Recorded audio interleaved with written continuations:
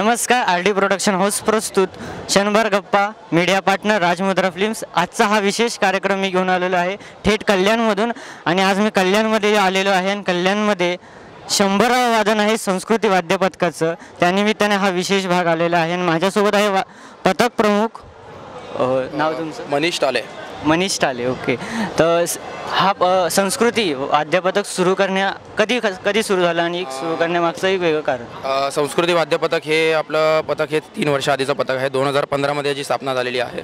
त्यामध्ये आपण बघायला गेलं तर एक 100 ते 150च्या आसपास मुलं आहेत आणि एक 50च्या आसपास मुली आहेत। त्यासोबत आपलं शालेय ढोलताशा पथक आहे, मुंबईतील पहिलं शालेय ढोलताशा पथक, म्हणजे आपण शाळेतील मुलांना आपण ढोलताशाचं प्रशिक्षण देतो। तर मुंबईतलं हे आपलं पहिलं पथक आहे। आणि संस्कृती वाद्य पथकामध्ये बघायला गेलं तर 5 वर्षाच्या मुलीपासून ते 50 ते 60 वर्षाच्या वृद्धांपर्यंत सगळ्यांचा समावेश केलेला आहे। आणि आज योगायोगाने आपल्या पथकाचं 100वे वादन आहे। खूपच सुंदर, म्हणजे शाळेत सुद्धा एक प्रशिक्षण दिलं जातं यांच्याकडून मुंबईमध्ये।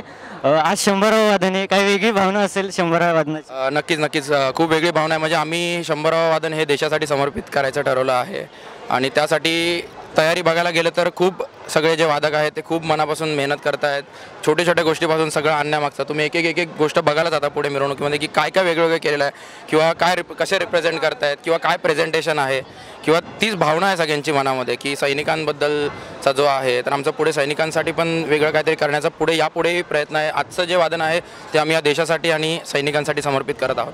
म्हणजे एक देशभावना सुद्धा त्यांनी ह्या आपल्या वादनातून दाखवलेली आहे। म्हणजे संस्कृती जपताच आहे, कलेची आणि संस्कृतीची जोपासना चालू आहे आणि त्यासोबतच आपल्या देशासाठी झटणाऱ्या, आपल्या सीमेवर उभ्या राहून आपल्या देशाचं संरक्षण करणाऱ्यांसाठी, सैनिकांसाठी सुद्धा हे वादन विशेष ठरणार आहे।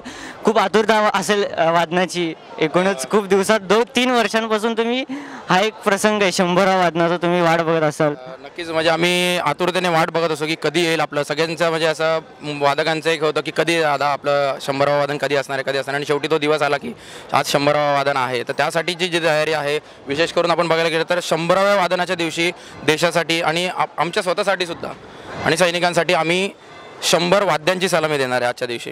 100 ढोल असे वाजणार आहेत सोबत, म्हणजे एकंदरीत सगळे मिळून आपल्या 100 वाद्यांची सलामी दिली जाणार आहे आजच्या दिवशी। म्हणजे खूपच आम्ही हे केलेलं आहे, खूपच वेगळा असा आहे।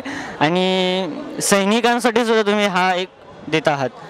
तुमचं एक टॅगलाईन सुद्धा आहे, सहकार्यातून समृद्धीकडे। काय वेगळं असं त्याचं वेगळंपण? सहकार्यातून समृद्धीकडे म्हणजे बघायला गेलं तर संस्कृती वाद्य पथक जे चालू झालंय ते चालू होण्यामागे किंवा ते त्या सुरुवातीपासून ते आत्तापर्यंतचा जो प्रवास आहे तो जो इथपर्यंत आम्ही पोहोचलो तो सहकार्य लाभलं आहे आम्हाला आमच्या वादकांचं। आमच्या वादकांच्या सहकार्यामुळेच जी एवढी मोठी समृद्धी आहे, 100 वादनं झाली, महाराष्ट्राबाहेर झाली, या समृद्धीच्या मागे त्या सगळ्या वादकांचं सहकार्य आहे। त्यामुळेच हे शक्य झाले आणि ही सहकार्यातील समृद्धी आम्हाला पुढे ठेवायची आहे। एकजुटीची ही एक लढाई वेगळी आणि देशासाठी सुद्धा अर्पण होत आहे। खूपच सुंदर हा प्रसंग आहे। तुम्ही अजून आपले जे वादक आहेत इतर मुंबई किंवा मुंबईच्या बाहेर महाराष्ट्रात संपूर्ण काय वेगळं असं तुम्ही त्यांना संदेश देऊ शकतात या वादनाच्या ह्याच्यात? तेच आम्ही म्हणजे ही महाराष्ट्राची जी संस्कृती आहे जी पुण्यापासून चालू झालेली आहे, आम्ही जे पथक आधी बघत आलो होतो, आम्ही जे मुंबईमध्ये हे सगळे संस्कृती नवीन आलेली आहे, पुण्यामध्ये खूप हे होतं।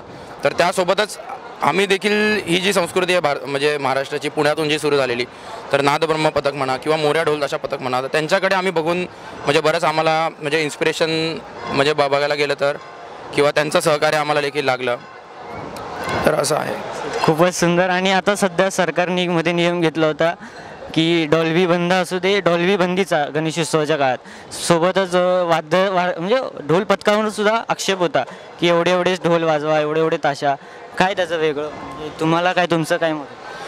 ढोल ताशा हे बघायला गेलं तर हे चर्मवाद्य आहे, तर चर्मवाद्याला तरी बंदी नसावी असं आमचं तरी म्हणणं आहे। किंवा ढोल ताशा महासंघ जो स्थापन केलेला आहे मुंबईमध्ये, त्याचा देखील प्रयत्न चालू आहे म्हणजे आपल्याकडून की एकत्र सगळ्या पथकांनी एकजुटीने येऊन या सगळ्या प्रॉब्लेम्सवरती, जसं नॉईज पोल्युशनचा आपल्याला आता आलेला इश्यू आहे की बाबा एवढ्या साऊंडचे लिमिटेशन्स आहेत किंवा काय, तर ही जी बंदी लागते आता ह्याच्यामध्ये गणपतीमध्ये किंवा आता टोल बंदी लागू शकते किंवा डोल्यांच्या संख्येवरती मर्यादा आली, तर त्यासाठी सगळ्यांनी मिळून जर एक जण की हे आपलं पारंपरिक वाद्य आहे, तर ते जर आपण आता असं आपण प्रत्येकाला बंधनं येत चालली आहेत, तर त्यासाठी कुठेतरी सगळ्या पथकांनी एकत्र येऊन ह्याच्यावरती जर लढा दिला किंवा ह्याच्या अगेन्स्ट जर सगळ्यांनी हे केलं तरच ते शक्य होऊ शकतं। पण एकजुटपणा दिसला पाहिजे पथकांमधून, जो की दिसला जात नाही पथकाकडून। ही खूप मोठी खंत मानता येऊ शकते की पथकांची एकजूट पाहता येत नाही. खंत बघायला गेलं तर प्रत्येक पथक हा आपल्या आपल्या परीने प्रयत्न करत असतो, पण आहेत पथकांमध्ये एकजूट आहे, पण त्या लेवलची एकजूट अजून जर झाली तर मग ती एकी घेऊन आपण लढा देऊ शकतो की बाबा का चर्मवाद्यांवरती आपलं जे सांस्कृतिक वाद्य आहे महाराष्ट्राचं त्या ढोल ताशावरती का बंदी. आपण डीजेच्या तालावर दारू पिऊन नाचणारे तरुण बघतो, पण ढोल ताशा वाजून मिरवणुकीची शोभा वाढवणारे तरुण आपल्याला दिसत नाहीत. तर त्यावरती तुम्ही बंदी घालाल सर, मग नेमकं करायचं तरी काय आणि उत्सव साजरे कसे करायचे? खरंच म्हणजे सरकारचे नियम काही असले किंवा कोर्टाने जरी निर्णय दिले तरी तो एक वेगळा भाग आहे. वादकांवर आणि त्यांच्या आपली जी संस्कृती आहे त्याच्यावरती बंधन नसावीत असं ह्यांचं म्हणणं आहे, पथकाचं म्हणणं आहे. आणि असंच एकजुटी राहून आपले एकजूट करून एक आपलं कार्य करण्याचं त्यांचं म्हणणं आहे की सगळ्यांनी एकत्र यावं, सर्व पथकांनी मुंबईतील किंवा मुंबईच्या महाराष्ट्रातील संपूर्ण, आणि एक लढा आपल्या ह्या संस्कृती कलेसाठी देण्यासाठी द्यावा असं त्यांचं म्हणणं आहे. खूप खूप बरं वाटलं की तुमच्यासोबत आम्ही इथे आलेलो आहोत. आणि तुम्हाला खूप साऱ्या शुभेच्छा. आत्ता 100 वादने असेच पुढे 150, 200, 500 वादन भरपूर हो, आणि पुन्हा एकदा आम्ही येऊ तुमची मुलाखत घ्यायला. नक्कीच तुमचं सुद्धा खूप खूप धन्यवाद. आणि ढोल ताशाच्या संस्कृतीची जोपासना संस्कृती वाद्यपथकाकडून नेहमीच त्याच आधाराने होत राहील याची मी हमी देतो. नमस्कार. तुमचं कार्यही खूप वेगळं आहे देशासाठीही, आणि असं भरपूर, त्यासाठी सुद्धा खूप खूप शुभेच्छा. धन्यवाद. धन्यवाद.